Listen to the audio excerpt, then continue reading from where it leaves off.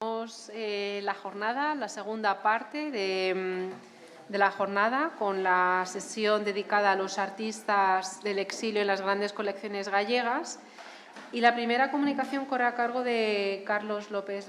Bernárdez, que es licenciado en Geografía e Historia, es ensayista de temas artísticos, literarios, comisario de exposiciones, colaborador habitual en revistas, periódicos, y ha publicado numerosos libros. Alguno de ellos, por ejemplo, de los más destacados es el de Do idilio a diáspora, modernidade e compromiso na pintura galega de Castelao Seoane. También ha publicado catálogos como, por ejemplo, uno de los más relevantes, Diáspora, 10 artistas galegos no exilio latinoamericano, y también ha publicado catálogos sobre el Laxeiro. Y quiero citar la última exposición que ha realizado, es sobre Albino Fernández, este mismo año, y además ha estado en estrecha vinculación con Abanca Fundación, y por ese motivo hoy le tenemos aquí con una comunicación titulada Abanca, a creación de una colección representativa. Muchísimas gracias. Cuando quieras. Moitas gracias. Buenas tardes. Bueno, agradecer o convite, por suposto, e estar presente nesta interesantísima jornada, porque esta mañá foi moi interesante todo o que se comentou aquí. Vou intentar cinxirme, polo menos na primeiros 10 minutos, exactamente o que se me pediu, o que Inmaculada me comentou de que quería sobre as coleccións, partindo do feito de que eu non son un xestor de Abanca ou da Fundación, a diferencia do perfil desta mañá. Eu son historiador de arte e comisario autónomo, por lo tanto, a miña relación respecto ás coleccións é de coñecer, obviamente, estas coleccións a fondo, pero non de xestionar estas coleccións, por lo tanto, algúns aspectos relacionados co que é o proceso de proxectos está visto desde a miña perspectiva externa ás propias coleccións, aínda que fixen, é certo, bastantes proxectos expositivos relacionados co que hoxe son as coleccións de Abanca da Fundación e tamén, obviamente, en moitísimas ocasións con obra de procedencia destas coleccións, en proxectos máis xenéricos de carácter relacionado con moitos dos nomes, ou casi todos os nomes que aquí saíron. Entón, intentaré primeiramente responder a esas cuestións que estaban relacionadas con como se crea a colección, que se comentaba, indicando que son as coleccións en plural, porque a colección de Abanca e a colección da Fundación son distintas, aínda que as dúas están declaradas como ben de interese cultural, unha declaración que tivo tamén como punto de partida un traballo aquí no Consello da Cultura Galega, específico para esa declaración, no que puiden participar. En realidade son dúas coleccións. Por un lado está a colección Abanca, que basicamente procede da antiga colección Nova Galicia Banco, é dicir, a da Caixa de Galicia, fundamentalmente, por un lado, e por outro lado, a colección que parte que hoxe é denominada Fundación, ten ademais un carácter xurídico distinto, que procede, en primeiro lugar, da colección de Caixa Vigo e a que se engade o Caixa Pontevedra e Caixa Ourense no seu momento, despois das fusións bancarias, e que, polo tanto, hoxe constitúen dous tipos de colección con un perfil lixeiramente distinto. Entón, seguirei os puntos que se me indicaron, como se crea a colección. No caso da primeira, a Fundación, o que hoxe é a Banca, crease a partir da Fundación Caixa Galicia, que é de 1989, e que está vinculada á extinta colección de Caixa Galicia e que tiña como fondos unha colección xurdida a partir de finais dos anos 70, fundamentalmente, por un lado. E, por outro, a colección de a Fundación, é unha colección que ten como orixe mesmo anterior, é dicir, nace máis ou menos a mediados do século XX, cando precisamente comezan a retornar a Galicia, como se indicou esta mañá aquí, algúns dos nomes dos artistas galegos exiliados e tamén emigrados, e que se constitúe como tal a partir da creación do que se chamaba daquela a obra social de Caixa Vigo, en 1961, e de onde parten esta colección. O perfil de ingreso destas obras por compra, obviamente, non? Vía de ingreso e compra, históricamente. A representación dos artistas do exilio, e estou seguindo un pouco os puntos que se me indicaron para logo falar de cuestións que teñen que ver máis xenéricas. A representación dos artistas do exilio é absoluta, están todos os artistas aquí mencionados, nas dúas coleccións. Que ocorre que hai focos de obra de algúns deles distintos, é dicir, penso, por exemplo, que o conxunto, por exemplo, de obras reunidas de Castelao e de Arturo Souto, por exemplo, na colección de Abanca, non? Ou as de Díaz Pardo, por outro nome que tamén saiu aquí, son moi relevantes, por un lado, e logo tamén as de Luis Xoane son moi relevantes nesa colección. A colección a fundación é moito máis extensiva en canto ao número de artistas, obviamente son todos estes, os mesmos, non? Pero é un barrido de obra moito maior, e o perfil un pouco das coleccións é un pouco distinto. A colección de Abanca ten tamén obra internacional, bastante obra internacional, mesmo cubistas ou obra de pintores como Chagall ou Gris ou Braque ou outros nomes deste estilo, unida a esta obra de artistas galegos. Por lo tanto, o perfil é un pouco distinto, pero, bueno, complementanse en certo sentido. A representación dos artistas do exilio está, obviamente, feita de maneira xenérica nestas coleccións. Que quere decir? Que non está pensada exclusivamente para representar, obviamente, a arte do exilio, aínda que a obra dese período está presente nas coleccións. Que ocorre? Que, como todo tipo de coleccións de carácter xenérico, e tamén pasa con museos, desde a perspectiva do interese de focalizar os estudos concretos da obra dos artistas, ás veces non sempre responden aos intereses concretos de un proxecto expositivo ou aos intereses concretos de realizar un tipo de traballo como este específico de musealizar o exilio, non? É dicir, non sempre. O que non quere dicir que non se poida facer. De feito, logo indicarei que en algún proxecto si se fixo, e eu mesmo fixen algún proxecto específico con estas coleccións relacionado co exilio, non? E dá para facelo, é dicir, para facer lecturas interesantes desde esa perspectiva, non? Pero, obviamente, o punto de partida non ten esa vontade inicial, non? Ben, en canto ao último punto que se me indicaba, se seguía aberta a adquisición de obra, ata o meu coñecemento, creo que no que se refire a este período, penso que non. Penso que non está aberto. E eu teño algunha pista de algún detalle de obra significativa, relevante, pola que tive acceso por outras vías de coñecemento moi importantes, ao mellor para completar a obra de artistas galegos, e que non ten recepción en ningún medio, tanto institucional como en medios de coleccións deste tipo, para recibir esas obras que están desde a perspectiva da oferta privada para coleccións públicas,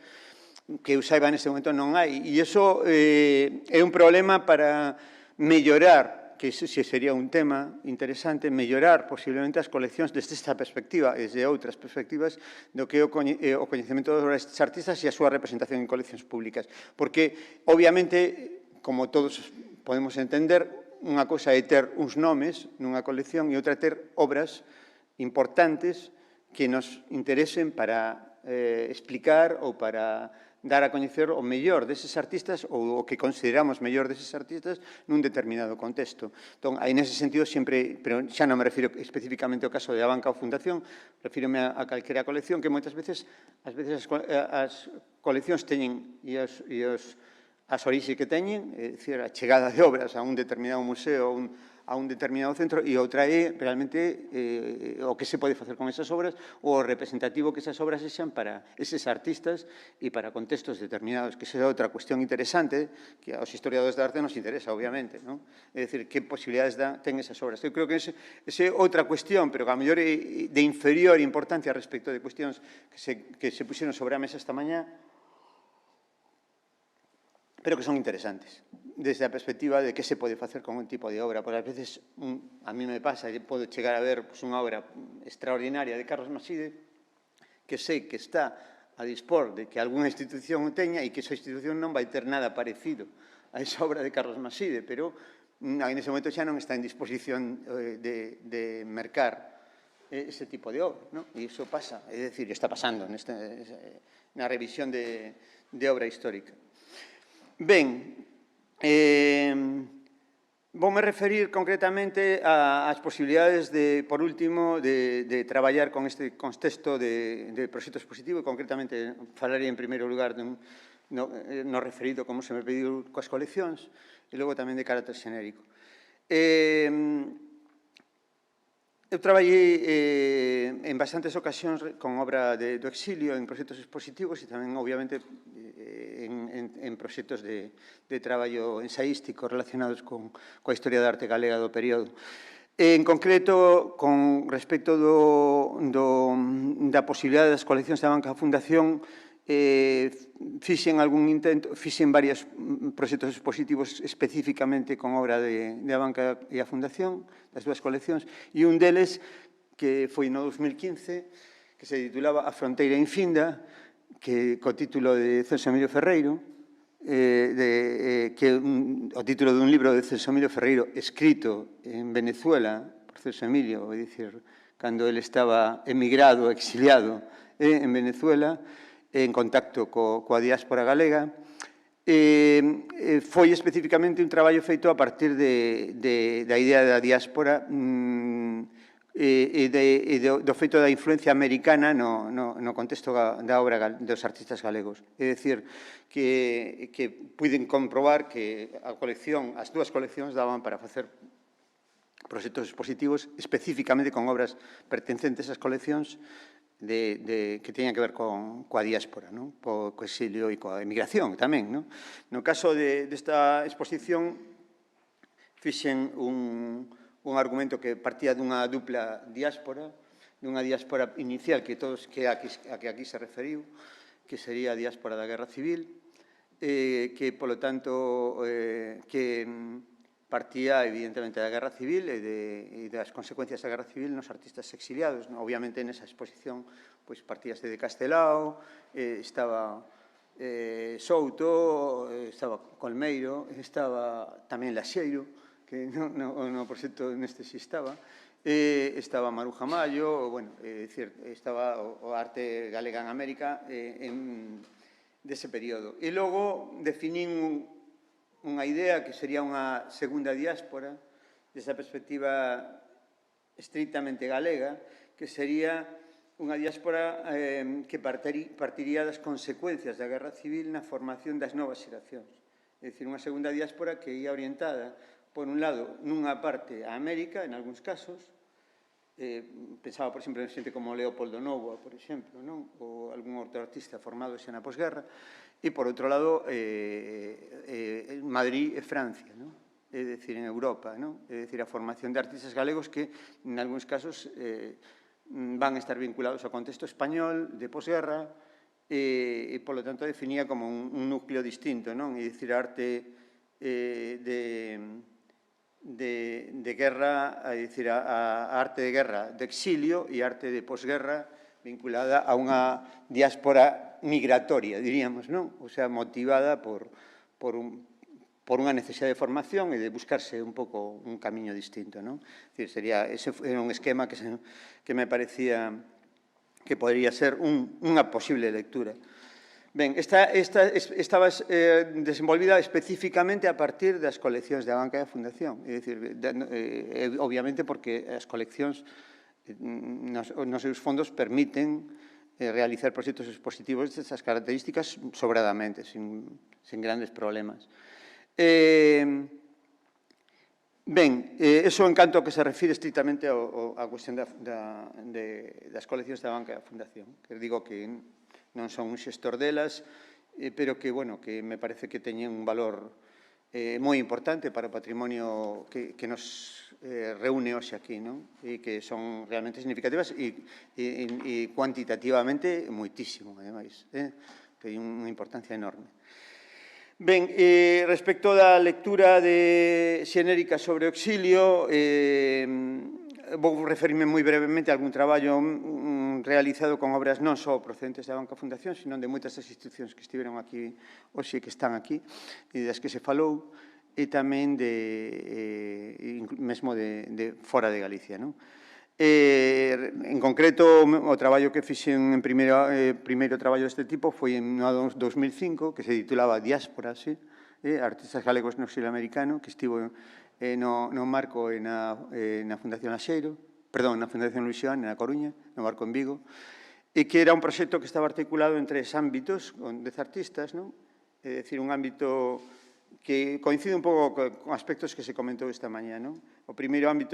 era definir a singularidade do momento renovador da arte galega como un contexto específico galego que, por outro lado, conectaba con un tipo de linguaxes internacionais do período de entreguerras europeo, é dicir, entendido, esa é a miña lectura do momento renovador da arte galega, entendido como un momento da figuración dos realismos de entreguerras europeos, esa figuración,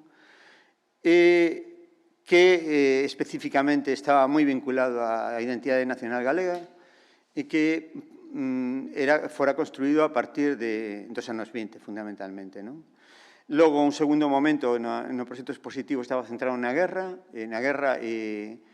desde a perspectiva do estudo de como a guerra influe, transforma a linguaxe destes artistas,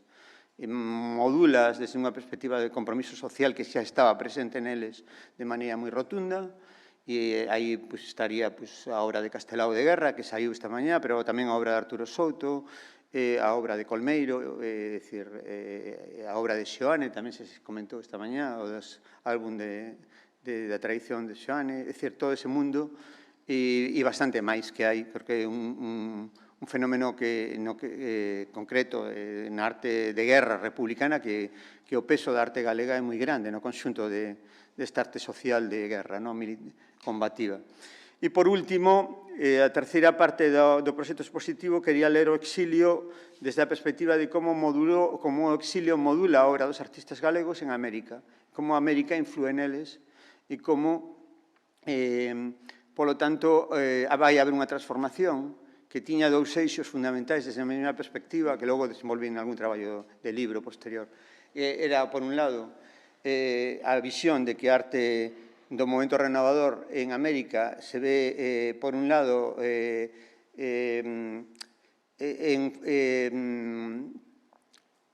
sometida a 2 impulsos, diríamos. Por un lado, o que sería definido coa palabra saudade, que aparece frecuentemente nos traballos dese período, é dicir, a saudade, é dicir, esa visión interior dos artistas desde a distancia, desde o alén, ven a Galicia, e, por outro lado, a visión da influencia americana, é dicir, do pulo americanista que está presente aí. Eses serían os dous ámbitos que vía como impulsos posibles da arte dese momento no contexto do exilio galego. Para acabar, ben, polo tanto, resumindo, as coleccións obviamente creo que permiten un traballo intenso respecto de proxectos vinculados ao exilio desde a miña perspectiva, non de xestor desas coleccións, sino de persoa que utiliza ese traballo para proxectos expositivos ou de investigación. Pareceme que é extraordinariamente rico e que, afortunadamente, polo menos están salvadas para Galicia coa declaración de ben de interese cultural, que no seu momento foi un problema delicado e que polo menos está resolto nese sentido. Nada, moitas gracias.